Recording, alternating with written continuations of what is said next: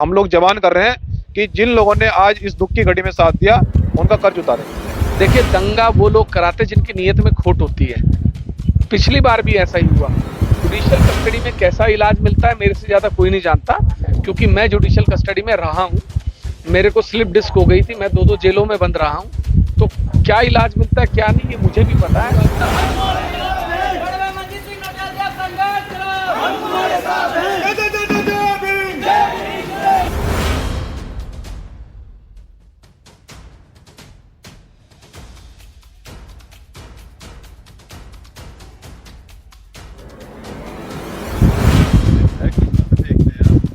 योगेश की मदद के लिए भी आप आगे आ रहे हैं। मंजीत जी को हिरासत में लिया पुलिस ने, आज उनको भी आपने देखिए, ऐसा है, छोड़ दिया, आपको दिल्ली भी जाना था लेकिन आप यहीं रहे 2-4 दिन बाद। तो क्या देखते हैं आप, क्या ये लोग सहयोग करेंगे फिर आगे? देखिए, मैंने इस आशा के साथ कोई सहयोग नहीं किया कि मेरा सहयोग करेंगे या नहीं करेंगे, लेकिन जैसा भाई मंजीत ने कहा कि भविष्य में जब भी ज़रूरत होगी, इतना ही इनका कहना मेरे लिए बहुत है।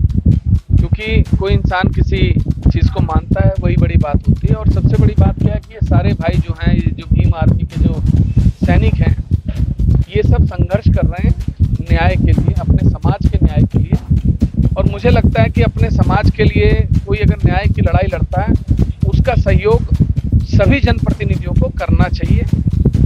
ये लोग राजनीति कम और अपने समाज के लिए ज़्यादा काम कर रहे हैं, जितने भी संगठन हैं।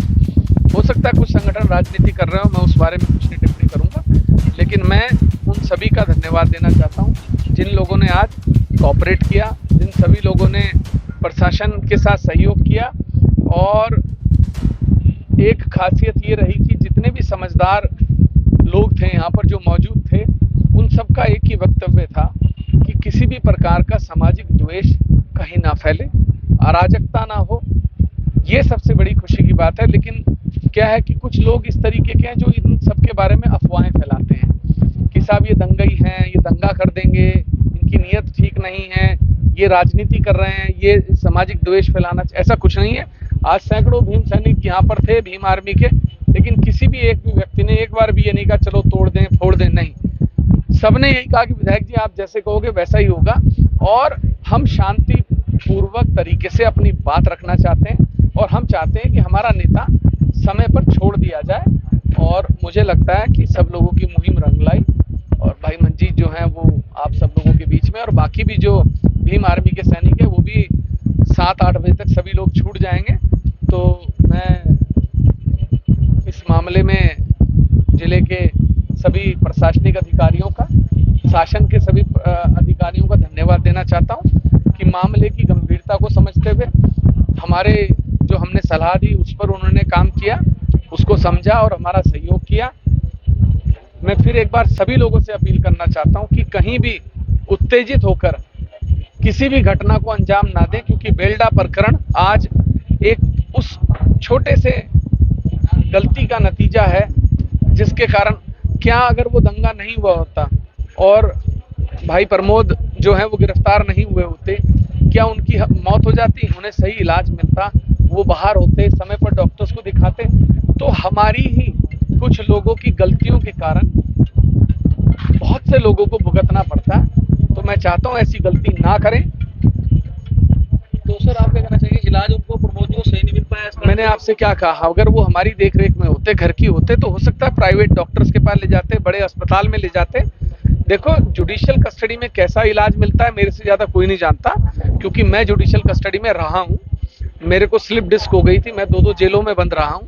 तो क्या इलाज मिलता है क्या नहीं, ये मुझे भी पता है। तो आप मानते हैं जुडिशियल कस्टडी में जो रहता है उसको लापरवाही का इलाज दिया जाता भाई है? देखिए, अस्पताल में कई दिन तक तो जब आप जेल में होते हैं तो कई दिनों तक तो, जैसे आप बताते हैं आज पेट में दर्द है या तबीयत खराब है, तो वहाँ डॉक्टर को उस गंभीरता से नहीं, उनको लगता है दवाई दे दी, 2 दिन दवाई दी कि आराम हो जाएगा, नहीं हुआ, फिर तीसरे दिन दवाई बदली, इतने में बिगड़ जाता है। लेकिन जब आप बाहर होते हैं और आपको खुद लगता है रात में तबीयत खराब है, तो आप उठ के तुरंत अस्पताल चले जाते हैं, ग्लूकोज चढ़ता है, 36 तरीके की दवाइयाँ होती हैं। ये फर्क रहता ही रहता है। इसको लेकर क्या कानूनी कार्रवाई करेंगे आप आगे? देखिए, इसमें कानूनी कार्रवाई क्या कर सकते हैं, देश का संविधान जैसे चल रहा है उसी हिसाब से चल रहा है। बाकी मुख्यमंत्री को हम पत्र जरूर लिखेंगे इसके संबंध में कि भविष्य में कोई ऐसी घटनाएं जेल में घटित ना हो, गंभीरता से लिया जाए।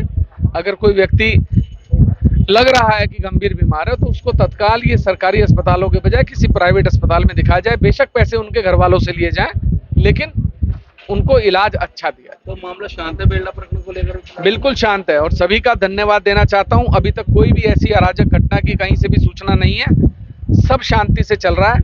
देखिए, दंगा वो लोग कराते जिनकी नीयत में खोट होती है। पिछली बार भी ऐसा ही हुआ, दंगा तब भी नहीं होता, लेकिन उस दंगे का परिणाम आज कितने परिवार भुगत रहे हैं।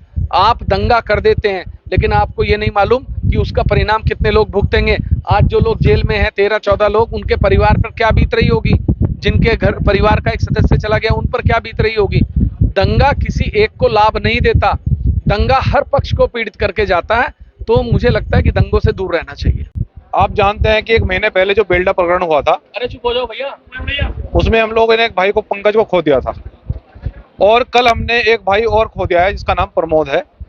तो प्रमोद को हमें जैसे ही मालूम हुआ कि प्रमोद की भी मृत्यु हो गई है, तो हमें ऐसा लगा कि कोई व्यक्ति, संदिग्ध व्यक्ति या कोई विरोधी व्यक्ति कोई फिर से वॉयलेंस ना करवा दे, कोई फिर से झगड़ा ना करा दे। तो इसलिए मैं तुरंत चला आया गाँव में, और मैंने सभी बहुजन समाज के लोगों को समझाकर बुझाकर और उनसे अपील करी कि आपको कोई भी परेशान होने की आवश्यकता नहीं है। उसमें सब चीज़ें लीगल सेल लगा हुआ है और न्याय प्रक्रिया बड़ी मजबूती से आगे बढ़ा रहे हैं हम लोग।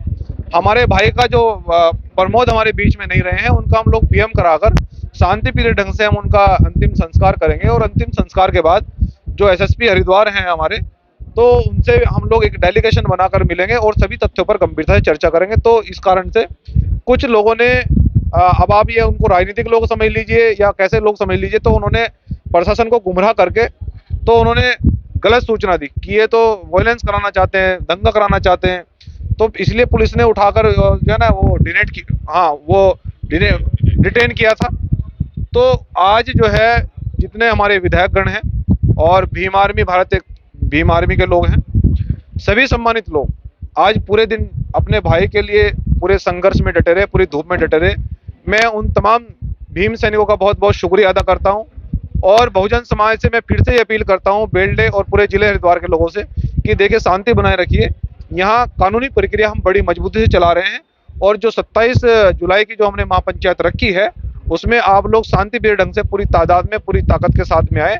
और आज जो प्रशासन के लोगों ने हमारा सहयोग किया है और न्याय प्रक्रिया को हमें, उन्होंने सभी तथ्यों पर गंभीरता से चर्चा हुई है हमारी, तो प्रशासन के लोगों का भी मैं बहुत बहुत धन्यवाद करना चाहता हूँ। विधायक जी का सहयोग किस तरह देखते हैं आप? विधायक जी देखिए, हम भीम आर्मी के लोग हैं और हम एक आंदोलनकारी लोग हैं। जितने भी आंदोलनकारी लोग खड़े हैं, हमने इनको कार्यकर्ताओं को एक ही बात सिखाई है कि जो आपका सम्मान के लिए खड़ा हो और जो आपके लिए मजबूती से लड़ाई आपकी लड़ रहा हो, उसके लिए जहां उन लोगों का पसीना गिरता है वहां खून दे देते हैं। ये हम लोग जवान कर रहे हैं कि जिन लोगों ने आज इस दुख की घड़ी में साथ दिया, उनका कर्ज उतारेंगे। मंजीत जी, क्या मांग है जो पीड़ित परिवार की सबसे पहले मांग है उसको न्याय मिले।